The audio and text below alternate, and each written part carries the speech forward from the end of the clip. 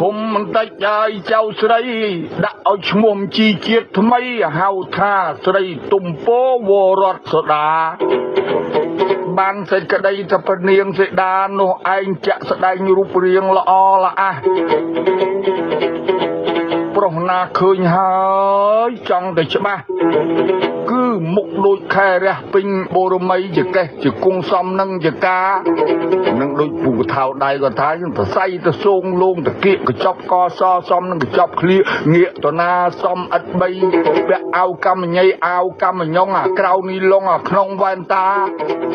សាច់តណាដូចតណាទេវតាភ្លុកភ្លឹកមកឲ្យពេញដី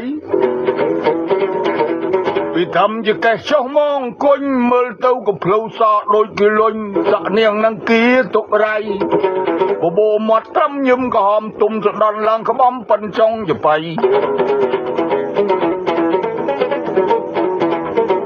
នាងនោះមិនធាត់មិនស្គមទឹកនោមច្រឡំស្មានទៅទឹកត្រី